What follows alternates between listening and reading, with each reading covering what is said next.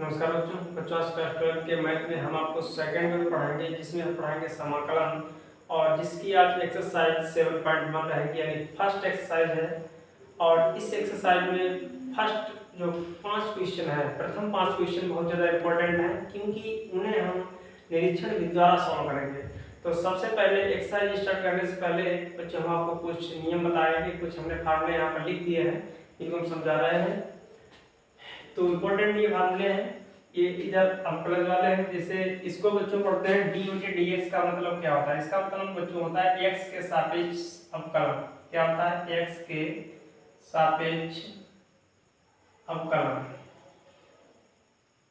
अवकलन या अवकलन, ठीक बच्चों। यानी डी बटे डी एक्स को पढ़ा जाता है एक्स के सापेक्ष अवकलन। इस चीज को याद रखना, ठीक। अगर यहाँ पर हम लिखते हैं डी वाई डी जेड, तो इसे पढ़ाया जाएगा बच्चों जेड के सापेक्ष अवकलन।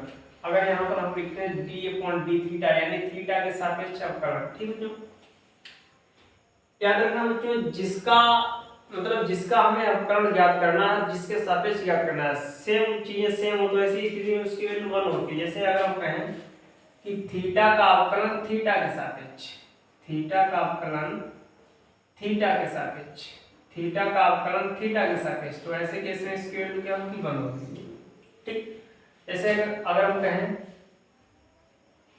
कि z का अवकलन z के सापेक्ष, तो आंसर क्या रहेगा? 1, ठीक।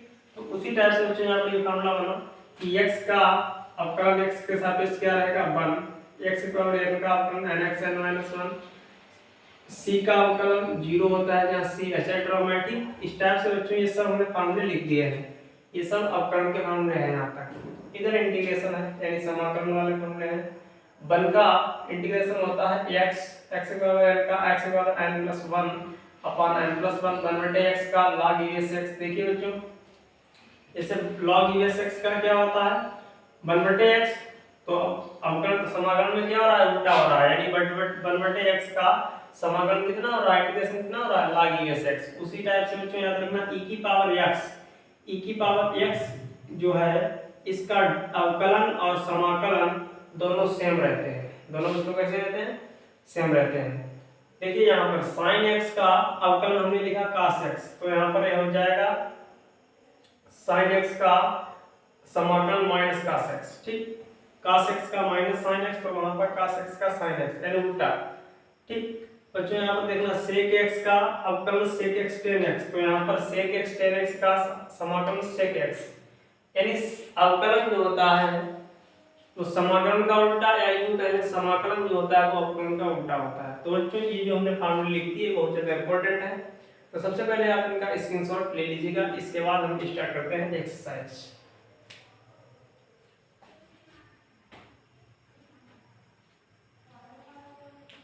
तो आपने स्क्रीनशॉट ले लिया होगा। तो अब बच्चों हम स्टार्ट करते हैं अपनी एक्सरसाइज 7.1। इसमें प्रथम 5 क्वेश्चन बहुत ज़्यादा इंपॉर्टेंट है। इंपॉर्टेंट वो इसलिए है, वैसे तो इजी है, क्योंकि वहाँ पर हमें एक मेथड है जो हमारा निरीक्षण विधि द्वारा, इंटरसेप्ट विधि द्वारा हम उन सवालों को सॉल्व करेंगे। इस वजह से वो सवाल बहुत इंपॉर्टेंट बन गए हैं। तो हम एक ऐसी ट्रिक से सॉल्व करेंगे इन सवालों को, आपको बिल्कुल माइंड लगाना ही नहीं पड़ेगा। वैसे तो किताबों में वैसा कुछ दिया होता है, वैसे हम नहीं सॉल्व करवाएंगे। एक ऐसी ट्रिक लेकर आए हैं जिसकी हेल्प से आपको बिल्कुल माइंड लगाने की जरूरत नहीं होगी, सीधा सीधा आपके माइंड में उतर जाएगा। तो चलिए बच्चों स्टार्ट करते हैं। तो बच्चों एक्सरसाइज 7.1 स्टार्ट करने जा रहे हैं, जिसमें हमने 4-5 क्वेश्चन उठाए हैं। sin 2x का हमें समाकलन करना है निरीक्षण द्वारा, cos 3x का इक्वल 2x, ax + b का होल स्क्वायर, और sin 2x - 4 इक्वल 3x। इसका हमें समाकलन करना है निरीक्षण विधि से। कौन सी विधि से? निरीक्षण विधि से। वैसे तो बच्चों ये बहुत सरल है, अगर जैसे हम डायरेक्टली करें sin 2x का, तो आंसर हमारा आ जाता है -cos 2x/2, ठीक, आंसर आ गया। लेकिन अगर c क्या है? समाकलन स्थिरांक।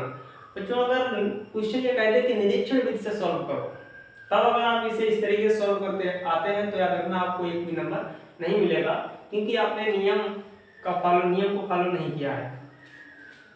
तो चलिए बच्चों ट्रिक की सहायता से आपको समझाते हैं। ट्रिक मेरी क्या है, जरा ध्यान से देखना बच्चों। क्वेश्चन हमारा पहला है sin 2x, ठीक।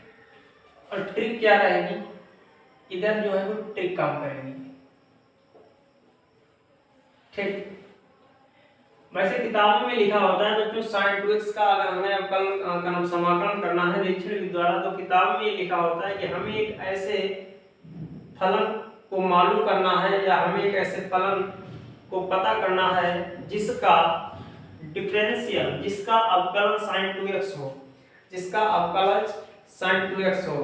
तो वहां पर मतलब एक बात बन जाती है, सोचने वाला वहां पर पॉइंट उठ जाता है कि हम कैसे सोचें, ऐसा कौन सा मतलब फलन है जिसका अवकलन sin 2x। तो हालांकि यहाँ पर sin 2x वाले केस में तो इजी है क्योंकि ऐसा cos 2x होता है, लेकिन कभी कभी जैसे ये सवाल नंबर 4 है, ये वाला सवाल है, इसमें सोचने में थोड़ी प्रॉब्लम हो सकती है। cos 3x का sin 3x एक ऐसा फलन है जिसका अवकलन cos 3x होता है, चलो हो जाएगा क्योंकि इजी है। लेकिन जब कभी जटिल क्वेश्चन आ जाए, इसको माइंड में कैलकुलेट करना थोड़ा इम्पॉसिबल हो जाता है, तो इसीलिए बच्चों आपकी समस्या को देखते हुए हम एक ऐसी ट्रिक बताने वाले हैं जिसकी सहायता से आप बहुत मतलब आसानी से क्वेश्चन को सॉल्व कर सकेंगे। तो ट्रिक क्या कहते हैं, जरा ध्यान से देखना बच्चों, ये ट्रिक है, समझना ध्यान से। इधर हम पहले ट्रिक बताएंगे, उसके बाद आंसर लाएंगे। देखिए, जिसका अवकलन, जिसका समाकलन हमें निरीक्षण के द्वारा करना हो, तो सबसे पहले बच्चों हम क्या करेंगे, उसी क्वेश्चन का इंटीग्रेशन कर देंगे जैसे किया जाता है। ठीक, ये ट्रिक है, सवाल नहीं लगा रहा है, याद रखना। sin 2x का इंटीग्रेशन हमने आपको बताया था, sin x का इंटीग्रेशन बच्चों क्या होता है, माइनस cos x। फॉर्मूला हमने लिखवाया था, sin x का इंटीग्रेशन माइनस cos x।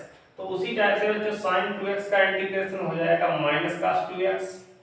ठीक, और बच्चों जो 2x, एक बच्चों एक चीज हमेशा याद रखना, बहुत इंपॉर्टेंट फैक्ट आपको बता रहे हैं कि कितना भी टर्म बड़ा हो, कितना भी टर्म बड़ा हो, लेकिन हमेशा उसका इंटीग्रेशन पहली बार होता है। इंटीग्रेशन हमेशा पहली बार होता है, दोबारा इंटीग्रेशन नहीं होता है। इस sin 2x का हमने पहली बार इसका इंटीग्रेशन किया तो माइनस cos 2x हुआ। अब इसमें एक छोटा टर्म है 2x, बच्चों क्या है 2x। अब 2x का इंटीग्रेशन नहीं होगा। डिफरेंशियल में क्या होता था, डिफरेंशिएशन में बच्चों क्या होता था, जैसे अगर हम sin 2x का डिफरेंशिएशन करें बच्चों, तो sin 2x का डिफरेंशिएशन हो जाएगा cos 2x। अब इसमें क्या, अब जो 2x रह गया ना, इसका छोटा टर्म है, इसका भी डिफरेंशिएशन होगा, तो 2x का बच्चों डिफरेंशिएशन 2 होगा क्योंकि x का 1 हो जाएगा, तो आंसर आएगा 2 cos 2x। कहने का मतलब यह है कि डिफरेंशिएशन में एक बड़े पद से स्टार्ट होता है और कंटिन्यू धीरे धीरे धीरे धीरे हर एक टर्म का डिफरेंशिएशन होता चला जाता है। लेकिन इंटीग्रेशन में ऐसा नहीं होता है। इंटीग्रेशन में ओनली एक ही बार इंटीग्रेशन होता है, बाद में अगर कोई छोटा टर्म आता है तो उसका क्या होता है, डिफरेंशिएशन होता है। तो जैसे sin 2x का हमने इंटीग्रेशन किया माइनस cos 2x, अब यहाँ पर जो cos 2x और छोटा टर्म है इसका इंटीग्रेशन नहीं हो, सॉरी जो 2x है इसका इंटीग्रेशन नहीं होगा, तो जो 2x का डिफरेंशिएशन होगा। ठीक, 2x का डिफरेंशिएशन याद रखना कितना होता है 2, क्योंकि x का डिफरेंशियल 1 हो जाएगा, तो 2x का डिफरेंशिएशन कितना आएगा 2 आएगा। अब ध्यान से देखना, अगर डिफरेंशिएशन हो रहा है तो इस टाइप से अगर 2 बन रहा है, ये 2 आगे आएगा, लेकिन इंटीग्रेशन में बच्चों यही 2 कहां आएगा, अपान में आएगा। बस इस चीज को याद रखना। यहाँ पर बच्चों ये ट्रिक है, हम सी नहीं जोड़ रहे हैं, एक ट्रिक बता रहे हैं, हम इस सवाल को कोई सॉल्व नहीं कर रहे हैं जो आपको सी जोड़ के दिखाएं समाकल स्थान, ये तो ट्रिक है, ट्रिक के बेस पे हम सवाल लगाना चाहते हैं। ठीक है बच्चों, अब देखना जो 2 अपान में है वो नियम के अकॉर्डिंग इधर इनटू में आएगा, बताओ आएगा नहीं आएगा, तो ये बन जाएगा sin 2x, ठीक, dx, इधर बचा cos 2x। ये बच्चों ट्रिक है, सवाल नहीं लगा रहे हैं। अब देखो हम यहाँ डायरेक्ट यहाँ पर लिख देंगे we know that, क्योंकि अब तो हम जान चुके हैं, अब तो हमने राज ओपन कर दिया है बच्चों, अब तो हमने खुलासा कर दिया है, चीजों को खुलासा कर दिया है। क्या, हाँ एक चीज और यहाँ पर लिख दें, ये जो माइनस है, ये जो माइनस है, माइनस को भी हमें इधर गायब करना है। ठीक, इधर माइनस हो जाएगा, ओनली इधर हमें cos 2x ही रखना है। अब हम चीज को, अब हम बात को जान चुके हैं कि एक ऐसा फलन, एक ऐसा फंक्शन cos 2x ही है जिसका अवकलन sin 2x होता है, तो इसीलिए हमने लिख दिया we know that। हम जानते हैं कि क्या जानते हैं, dy dx cos 2x, इसका जो अवकलज होगा डायरेक्ट लिखना है बच्चों, d/dx cos 2x। ठीक, बराबर में क्या लिखना, सोचना ही नहीं, जो इस ब्रैकेट के अंदर हमने लिखा ना वही लिख देना है आपको, वही लिख देना है आपको। कितनी बढ़िया ट्रिक है ये, ट्रिक है समझो। अब जो अपन में, अब देखिए हमें राइट साइड में ओनली रखना क्या, left side right side. Right side में जो हमें ओनली सवाल को रखना है, जो हमारा स्टार्टिंग में सवाल था उसी को हमें राइट साइड में रखना है। सवाल के अलावा, सवाल के अतिरिक्त अगर इसमें कोई भी टर्म इनटू में है या प्लस में है उसे हमें हटाना है। अब जिस सवाल क्या था हमारा sin 2x, तो हमें ओनली यहाँ पर sin 2x ही रखना है, बाद बाकी को यहाँ से हटाना है। तो -2x को जब हम हटाएंगे ये इनटू में है, इधर अपान में आ जाएगा, यानी कंडीशन कुछ ऐसे बनेगी, कंडीशन कुछ ऐसी बनेगी, ठीक। अब जो यार इसे हम ऐसे लिख दें, dy/dx इस -1/2 को अंदर लिख दें, cos 2x = sin 2x। तो हम लिख देंगे इसलिए sin 2x का प्रति अवकलज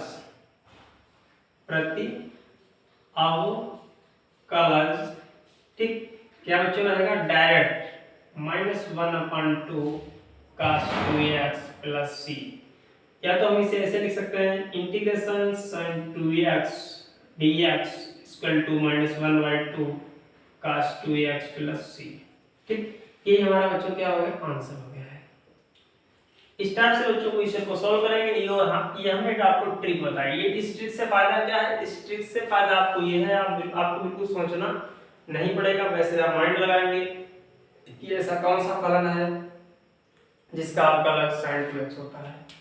तो बढ़ते हैं बच्चों अगले क्वेश्चन की ओर, इसका आप स्क्रीनशॉट ले लीजिएगा। बच्चों अगला क्वेश्चन हमारा है cos 3x। अगला क्वेश्चन बच्चों हमारा है cos 3x, ठीक। और यहाँ पर हमारी क्या रहेगी, ट्रिक रहेगी। फिर बच्चों किताब में क्या लिखा होता है कि हमें एक ऐसे फलन को मालूम करना है जिसका अवकलज cos 3x हो।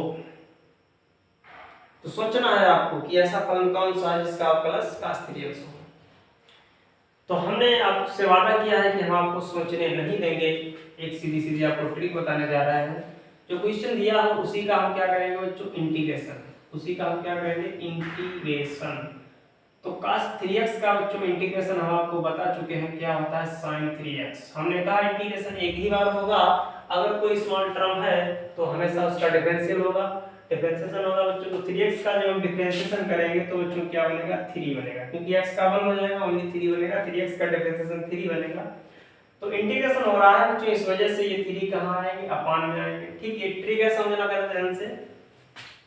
अब जो 3 अपान में ना, ये इधर इनटू में आएंगे, ठीक। एक चीज जो बता दें, जब भी एग्जाम में अगर इस टाइप का क्वेश्चन आए, वो कहे निरीक्षण विधि से समाकलन कीजिए, तो आपको ये ट्रिक रफ्तार में करना है, क्वेश्चन के बराबर में नहीं शो करनी है आपको। ये तो आपको हम एक मेथड बता रहे हैं जिसके जरिए आपको सोचना नहीं पड़ता है, ठीक। तो इस ट्रिक को आपको रफ्तार में करना है, पीछे कॉपी के पीछे। तो ये 3 अपान में है बच्चों, ये इनटू में आएगा,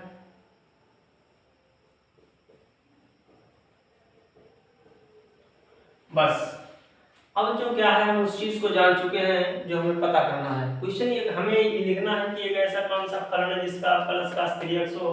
तो हम कहेंगे भैया ऐसा फलन sin 3x है, ऐसा फलन sin 3x है जिसका अवकलज cos 3x होता है। तो हम डायरेक्टली लिखेंगे वी नो दैट, क्योंकि हम तो जान चुके हैं भाई कहानी क्या है, हम जान चुके हैं, क्या जान चुके हैं कि sin 3x का जो अवकलज होता है वो 3 cos 3x, कितना बनता है बच्चों, 3 cos 3x। अच्छा, हम एक चीज आपसे कह चुके हैं कि राइट साइड में हमें उसी चीज को रखना है जो हमारा स्टार्टिंग में सवाल था। सवाल के अतिरिक्त अगर कोई स्पेशल टर्म आ रहा है इनटू में या प्लस या माइनस में या भाग में, तो उसे हमें यहाँ से गायब करना है।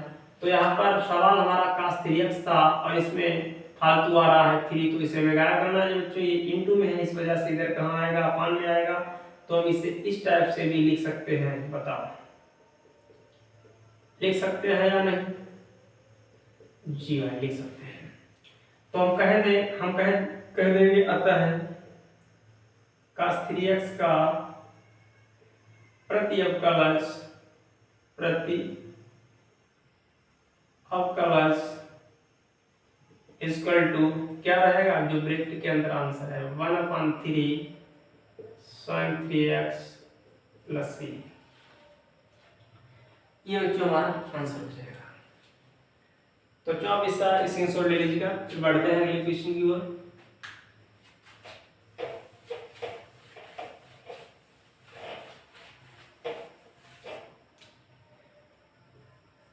अगला क्वेश्चन है बच्चों e की पावर 2x।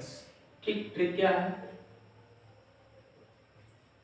जो क्वेश्चन होता है उसका इंटीग्रेशन करना है बच्चों। e की पावर 2x का जो इंटीग्रेशन होता है b की पावर x ही होता है।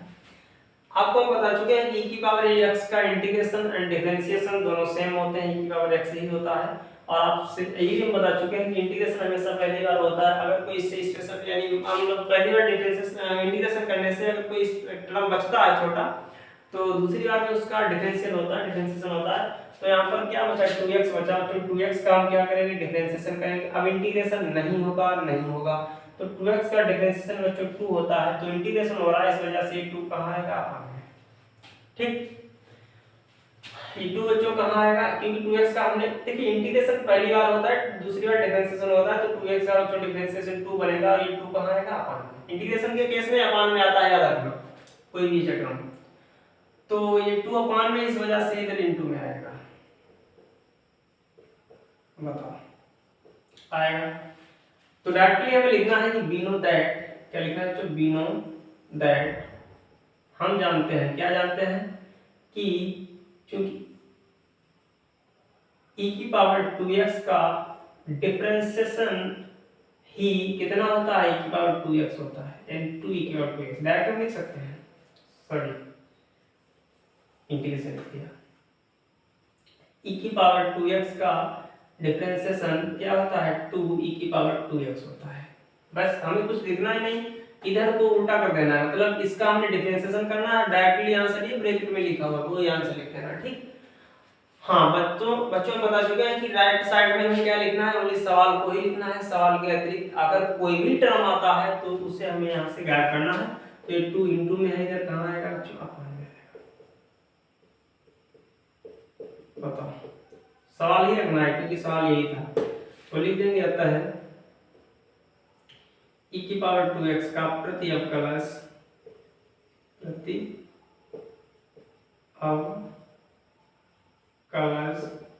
1/2 e की पावर 2x प्लस c। ये बच्चों हमारा आंसर। तो बढ़ते हैं बच्चों अगले क्वेश्चन की ओर। आप लोग इसका स्क्रीनशॉट ले लीजिएगा। ये बच्चों ट्रिक है, रफ्तार में करना इसे।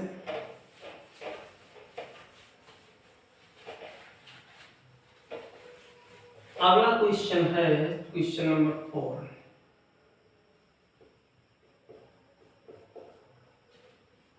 भाई ट्रिक क्या कहती है, ट्रिक क्या कहती है, जो क्वेश्चन है उसका इंटीग्रेशन करना है, जो क्वेश्चन है उसका इंटीग्रेशन करना है। और आप जानते हैं इंटीग्रेशन x की पावर n का इंटीग्रेशन क्या होता है बच्चों, जितनी पावर होती है उसमें एक जुड़ जाता है। जैसे x की पावर 2 का इंटीग्रेशन करें तो हो जाएगा x की पावर 3/3। तो यहाँ पर 2 है पावर, तो इंटीग्रेशन बनेगा एक पावर ऐड होगी तो 3, जितनी पावर ऊपर बनी वही पावर नीचे। अब जो इंटीग्रेशन करने के बाद यहाँ पर एक टर्म बन रहा है जिसका अभी इस कंप्लीटली इंटीग्रेशन नहीं हुआ है, ax + b, लेकिन इंटीग्रेशन पहली बार ही होता है बच्चों, दूसरी बार इंटीग्रेशन नहीं होता है, दूसरी बार डिफरेंशिएशन होता है। तो ऐसे केस में अगर हम ax + b का डिफरेंशिएशन करें तो बच्चों x का 1 हो जाएगा, b का अच्छा 0 है, सॉरी अच्छा 0 हो जाएगा, तो ओनली a आएगा। क्या आएगा, a। लेकिन इंटीग्रेशन हो रहा है इस वजह से a कहाँ आएगा, अपान में आएगा। इंटीग्रेशन के केस में बच्चों अच्छा टर्म क्या होता है, अपान में आता है। जो चीज बच्चों अच्छा टर्म बना है उसे हमें अपान से यहाँ हटाना है, कहाँ लाना है, इनटू में लाना है। तो हम लिख सकते हैं ax + b का होल स्क्वायर = ax + b का होल। बच्चों ये हमारी ट्रिक है, समझो सवाल नहीं ट्रिक है। यानी क्वेश्चन ये कहेगा कि हमें एक क्वेश्चन है तो यहाँ पर हमें लिखना होगा कि हमें एक ऐसे फलन को मालूम करना है या हमें एक ऐसे फलन की खोज करनी है जिसका डिफरेंशिएशन इतना हो। तो बस हमने आपको ऐसा फलन निकाल के दिखा दिया है, तो हम सीधे सीधे लिखेंगे वी नो दैट हम भाई जानते हैं कि ऐसा फलन क्या है, ऐसा फलन क्या है ए की पावर एक्स का होल क्यूब, ए की पावर एक्स प्लस बी का होल क्यूब। ऐसा फलन है ए की पावर एक्स प्लस बी का होल क्यूब, इसका डिफरेंशिएशन एक्स प्लस बी का होल स्क्वायर होता है। तो इसका आंसर डायरेक्टली हमें सोचना ही नहीं कितना आएगा, यही तो इसका आंसर है मेरे भाई, यही तो इसका आंसर है। यहाँ पर रख दो सीधे। आपसे बता चुका हूँ कि जब ऐसी कंडीशन बना लें तो राइट साइड में ओनली हमें वही रखना है जो हमारा सवाल था। सवाल हमारा ये था, इसके अतिरिक्त अगर कोई भी टर्म आ रहा है उसे गायब करना है। तो 3 यहाँ से हटेगा, इंटू में है बच्चों, इस वजह से ये अपान में आएगा, इंटू वाली चीज अपान में आएगी बच्चों।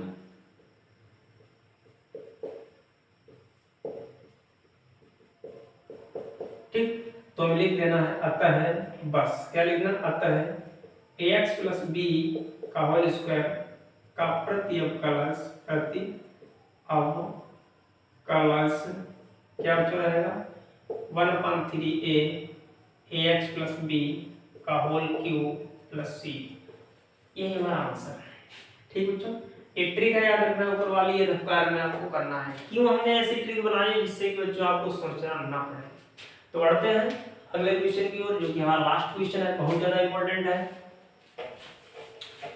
इस टाइप से बच्चों आपको ये सवाल लगाना है, याद रखना। अगर आपने डायरेक्टली सवाल लगा दिया तो एक भी नंबर नहीं मिलेगा एग्जाम में, ये मेरा आपसे वादा है।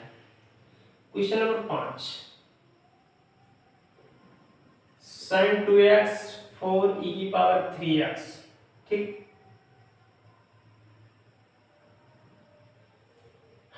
बच्चों ट्रिक क्या कहती है,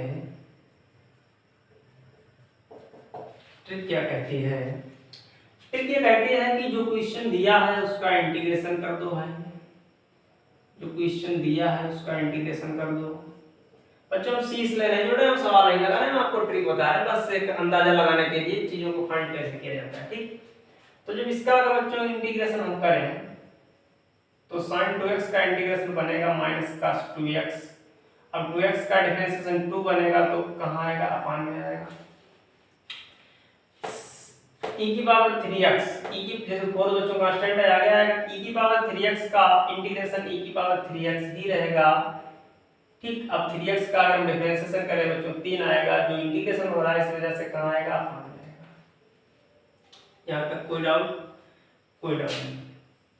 अब sin 2x माइनस 4 e की पावर 3x dx, इसका अगर हम एलसीएम लें तो क्रॉस गुणा करेंगे, ये बन जाएगा माइनस 3 cos 2x, 4 दूनी 8 e की पावर 3x, 3 दूनी 6। ठीक बच्चों, अपान में है 6, इधर इनटू में आएंगे।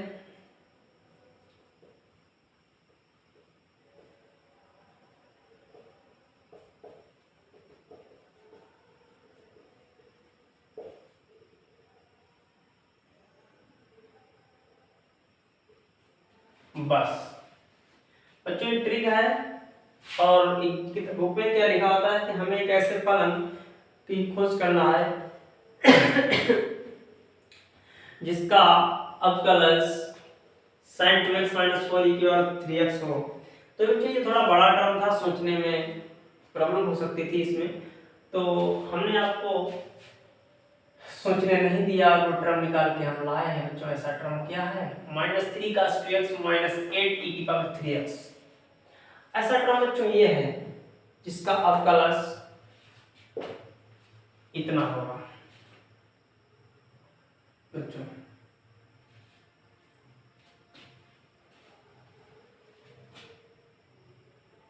तो सीधे हम लिखेंगे बी नो दैट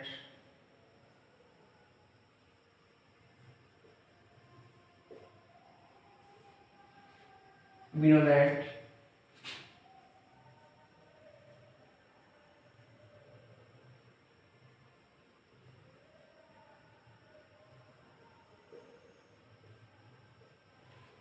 बराबर में बच्चों में क्या लिख देना, यही चीज 6 sin 2x माइनस 4 e की पावर 3x। ठीक बच्चों, अगर हम इसका डिफरेंशिएशन करें तो इतना बनेगा।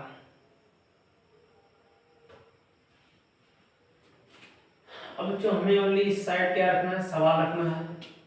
इस साइड बच्चों हमें क्या रखना है, ओनली सवाल ही रखना है। तो इस वजह से 6 कहाँ आएगा बच्चों, अपन में आएगा।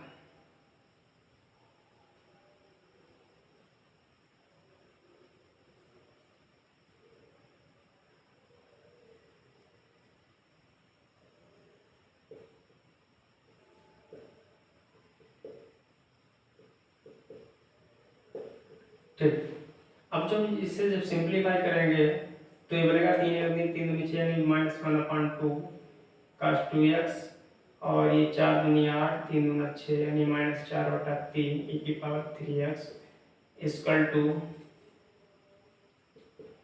sin 2x - 4 e की पावर 3x। ठीक बच्चों, यहाँ लिख देंगे अतः sin 2x - 4 e की पावर 3x का प्रति अवकलज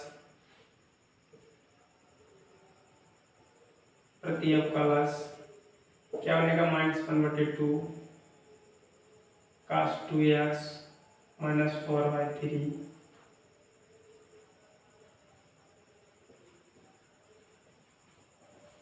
ये बच्चों आंसर होगा। ठीक, और डायरेक्ट अगर करना चाहो तो डायरेक्ट भी आप कर सकते हो, लेकिन वो एग्जाम में ऐसे अगर इस टाइप से पूछा तो एग्जाम में आपको नंबर नहीं मिलेगा। sin 2x का बच्चों क्या रहेगा, sin 2x का होता है -cos 2x/2 और ये हो जाएगा 4 ये 3 बटे में आएगा 4 3x। लेकिन इस टाइप से बच्चों आपको नंबर नहीं मिलेगा। ये हमारा राइट तरीका है। तो बच्चों ये ट्रिक है। ठीक, एग्जाम में रफ्तार में लिखना है, बाद में इसे काट देना है। तो बच्चों आज के लिए इतना ही। अगर वीडियो अच्छा लगा हो तो प्लीज़ वीडियो को लाइक करना, ज़्यादा से ज़्यादा शेयर करना, और चैनल पर नए तो चैनल को सब्सक्राइब जरूर कर लेना। अब बच्चों मैथ और फिजिक्स क्लास 12 के मैथ और फिजिक्स की डेली वीडियो अपलोड करता रहूँगा, कोई वीडियो मिस नहीं करूँगा। और इसके बाद बहुत ईजी क्वेश्चन आने वाले हैं मैथ में। यही 5 क्वेश्चन बहुत ज़्यादा टिपिकल थे, हालांकि ये कठिन नहीं थे, लेकिन उसमें उसने बाउंडेशन लगा दी थी कि नेक्स्ट में इससे सॉल्व कीजिए, इस वजह से थोड़े ये हार्ड बन गए। तो आज के लिए इतने, थैंक्स फॉर वॉचिंग।